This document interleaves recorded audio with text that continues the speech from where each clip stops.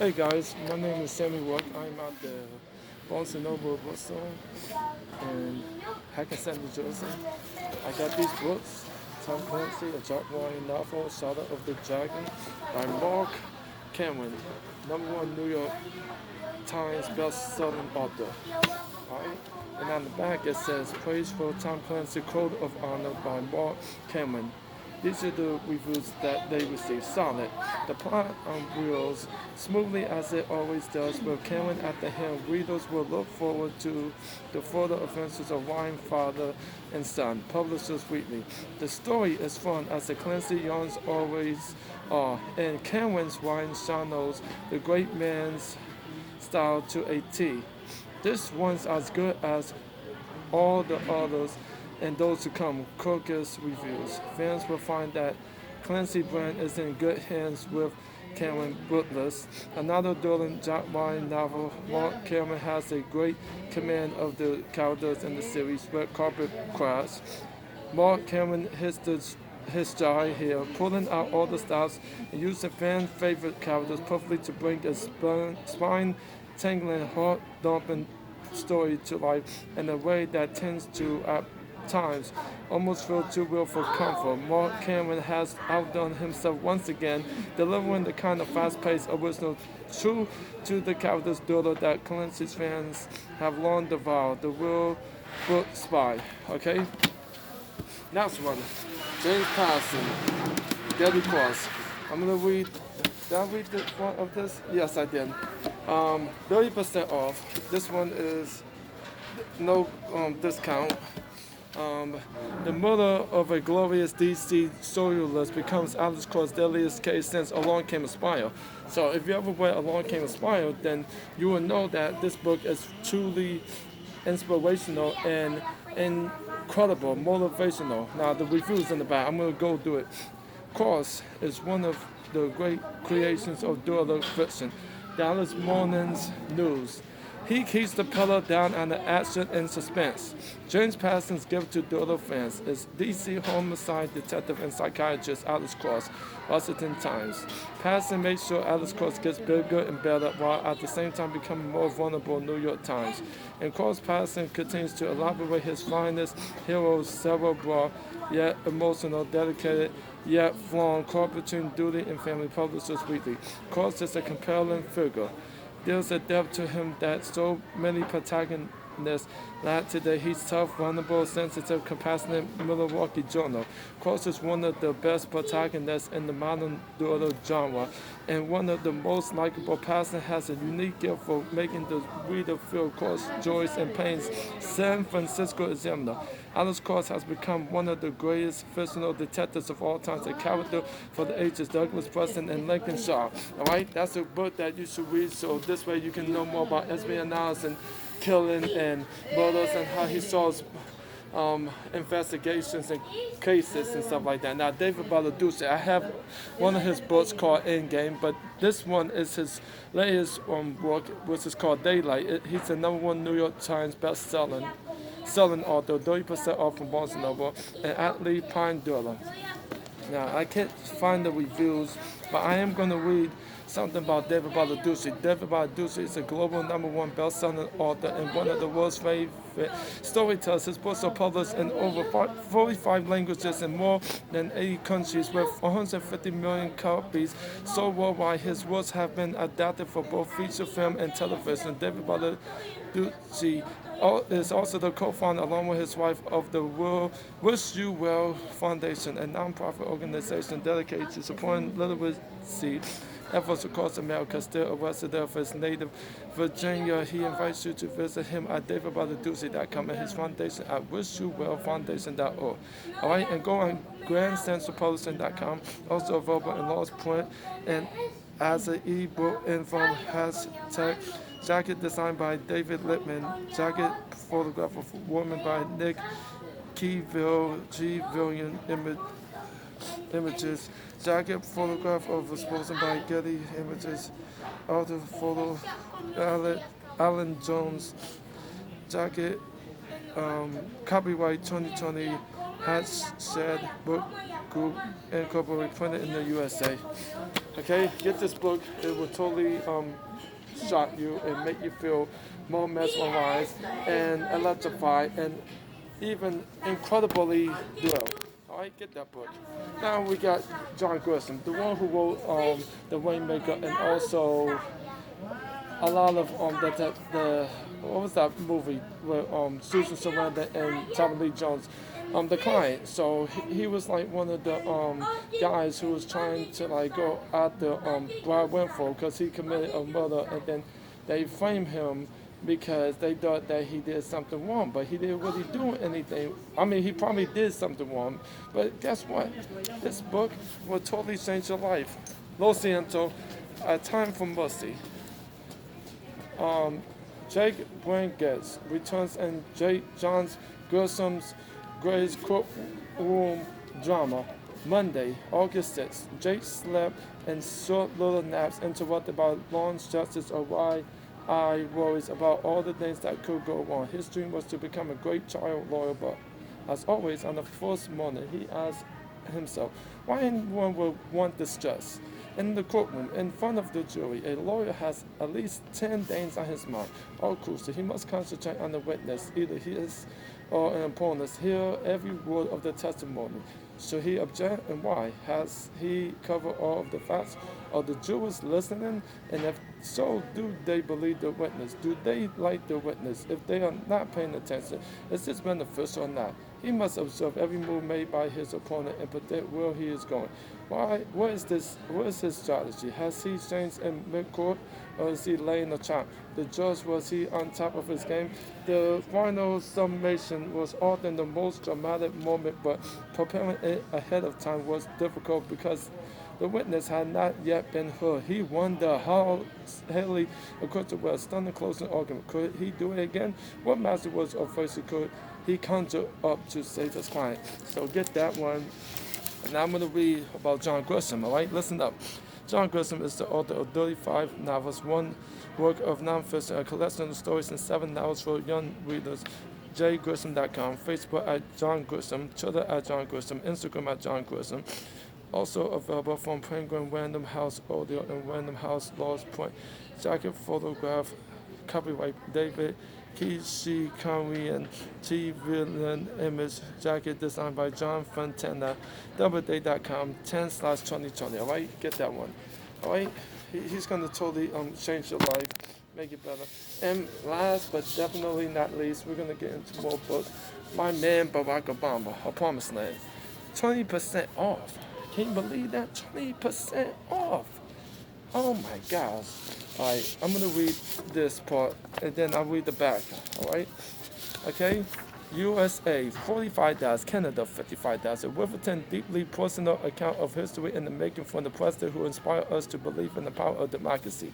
In the stirring, highly anticipated first volume of his presidential memoirs, Barack Obama tells the story of his improbable odyssey from young man searching for his identity to leader of the free world. Describing in strikingly personal detail both his political education and the landmark moments of the first term of his historic presidency, a time of dramatic transformation and turmoil.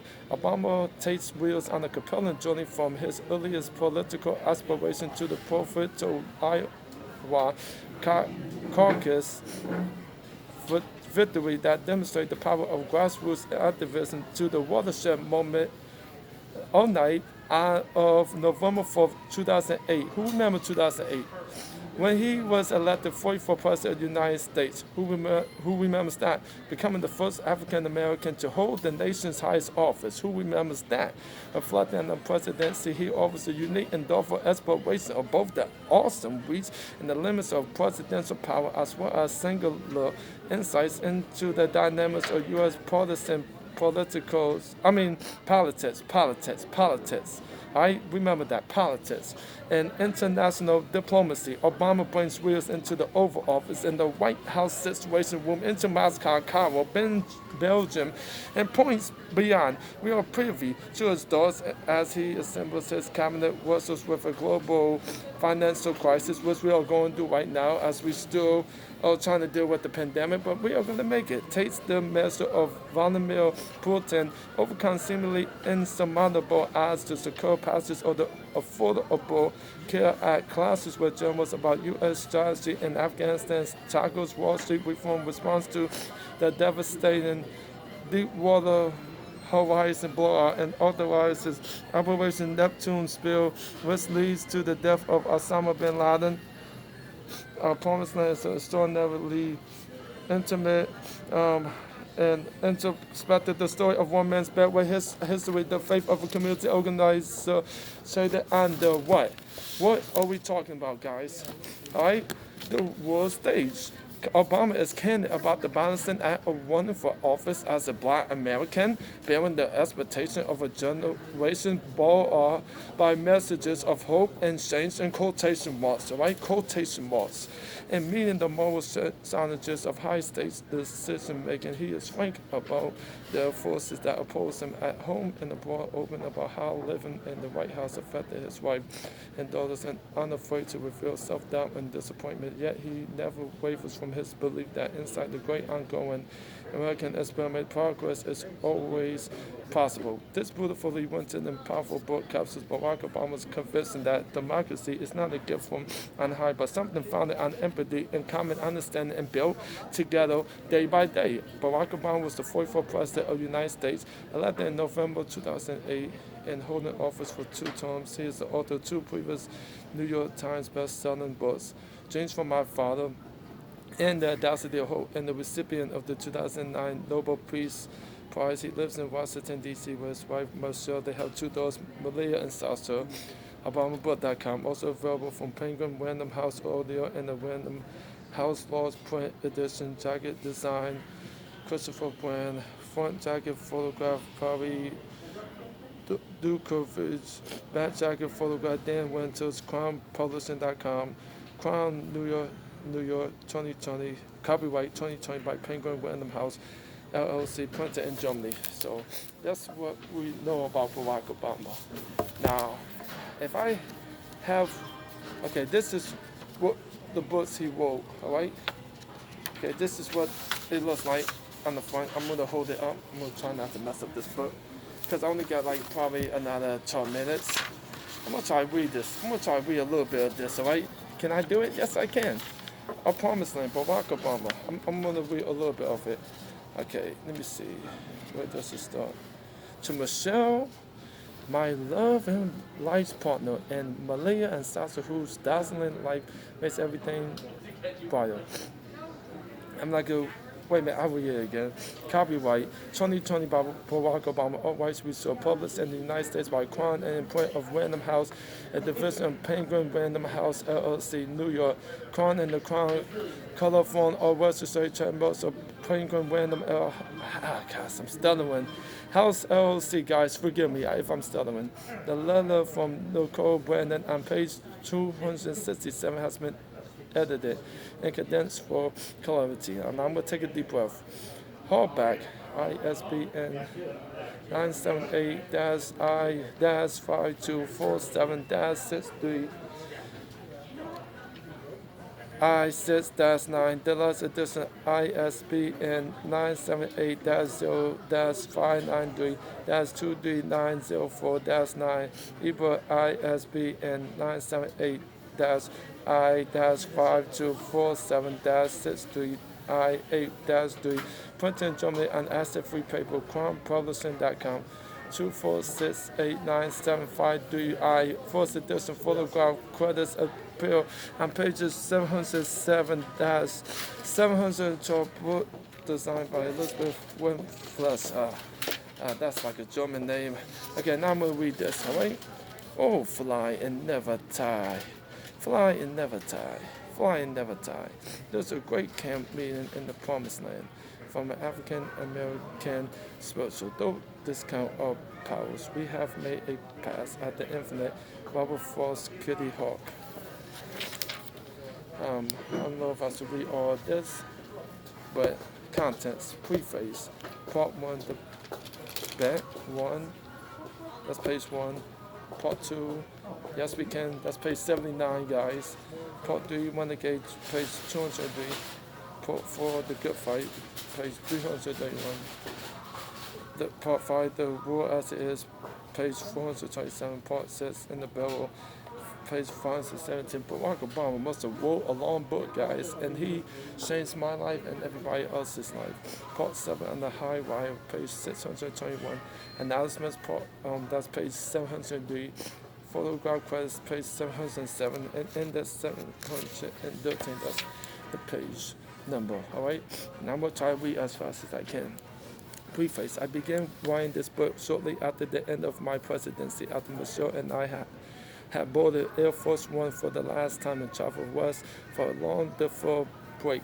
The move on the plane was bittersweet. Both of us were drained, physically and emotionally, not only by the labors of the previous 8 years, but by the unexpected results of an election in which someone diametrically opposed to everything we stood for had been chosen as my successor. Still, having won our leg of the race to completion, we took satisfaction knowing that we'd done our very best, and that however much I've fallen short as president, whatever projects I hope but failed to accomplish, the country was in better shape now than it had been when I started. For a month, swam in the ocean, took style, replenished our friendship, we discovered our love, and planned for a less eventful, but hopefully no less satisfying second act. And by the time I was ready to get back to work and sat down with a pen and yellow pad, I still like writing things out in longhand, find that a computer gives even my roughest jobs to smooth a gloss and lens, half-baked thoughts that the mass of tidiness. I had a clear outline of the book in my head. First and foremost, I hope to give an honest rendering of my time in office, not just a historical record of key events that happened on my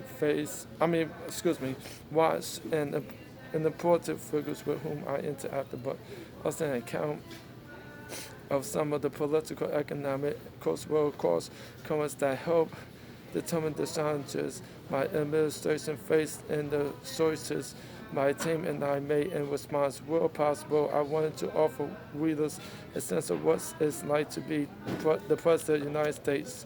I wanted to pull the curtain back a bit and remind people that for all its power.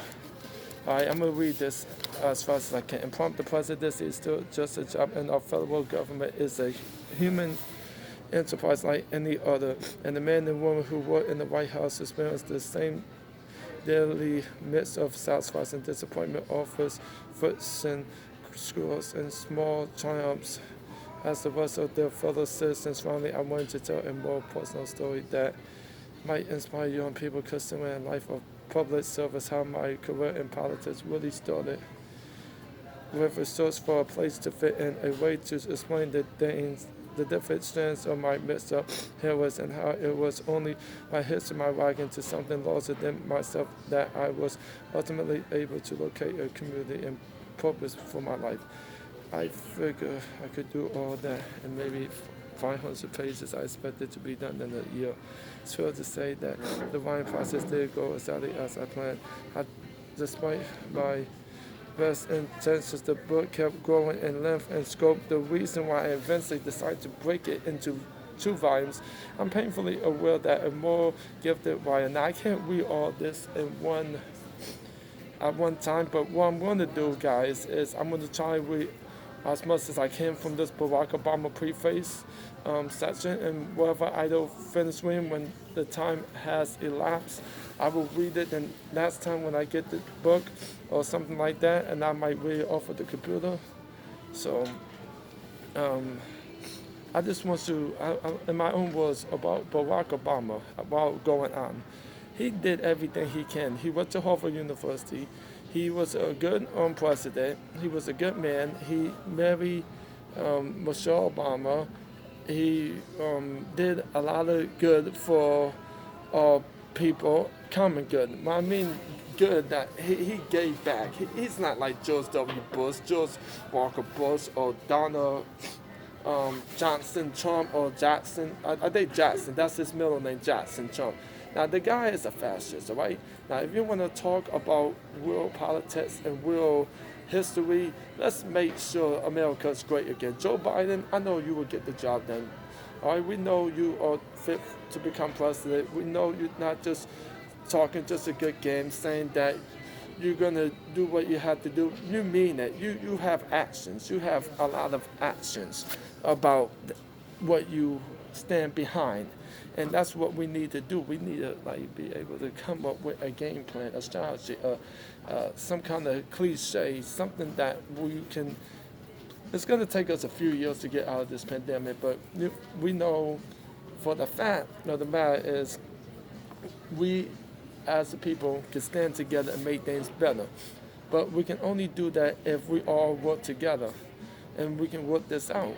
So Barack Obama, he just, the only reason why he didn't mention the Gaza Strip is probably because he didn't want to like put it on the news and scare people and say, oh, Gaza Strip got bombed, Gaza Strip got, attacked and stuff like that. Probably, the guy got a lot of things to do. He's thinking about the cabinets, the senates. He's thinking about what needs to be done at that time when he was in office. Now you're thinking about Joe Biden. Joe Biden is going to become inaugurated in January, and we have to wear a mask within the next 100 days. Now, don't tell me you don't want to wear the mask. For those who don't want to wear the mask, don't come out, all right? Because it's not fair to people, that, they getting sick and you don't want to wear your mask. If you don't want to go out, stay home. You don't have to come out and deal with this outside world and thinking that you want to come out and get people sick. Because if that was the case, then why are you disobeying one of the FDA guidelines that Governor Phil Murphy of New Jersey and Governor Andrew Cuomo of New York are trying to arrange? Why are you disobeying a direct order, a direct command, a command of saying the command? Like, why are we doing stupid, demeaning, nice and things towards others? Why can't we just follow our hearts, our goals, our aspirations, our lifestyle? Why can't we just come together as one and just fight for justice and peace like these protesters? Why can't we do that? Why are we just killing each other because we don't want to wear a mask, and we're doing things that is killing the whole population, the whole human race? It's like genocide. It's like back in Auschwitz, Germany, or probably in Britain, or the British Panama, or probably the war 1812 or 1912, 1942 when they bombed, 1941, December 7, 1941 when they bombed Pearl Harbor. Come on, man.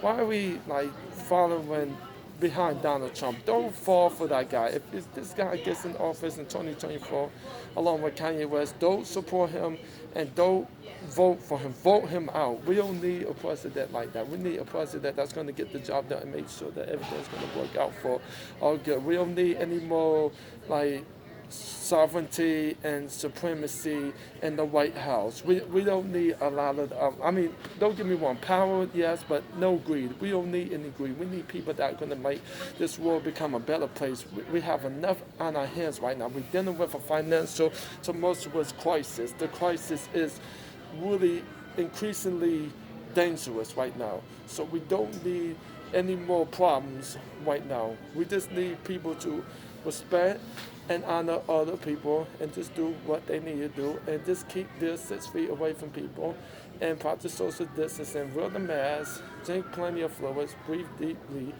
and go with the flow. Stop always thinking it's about you, because it's not about you. You're not all that. You're not perfect. We make mistakes. We fall down, we get back up. This make-believe, for instance, I was riding my bike and I scraped my knee. I could really get back up and all this other stuff. You keep doing what you have to do and you fight for your life. Now, next time when I'm doing the video recording, I'm going to talk more about Barack Obama because my time is running out. and we will finish this. All right, I promise. I love you, Mom Yvonne Hill. I love you, my nieces, Ohana Griffin, my sister Cynthia Hill, my brother Tyrone Hill, and everybody from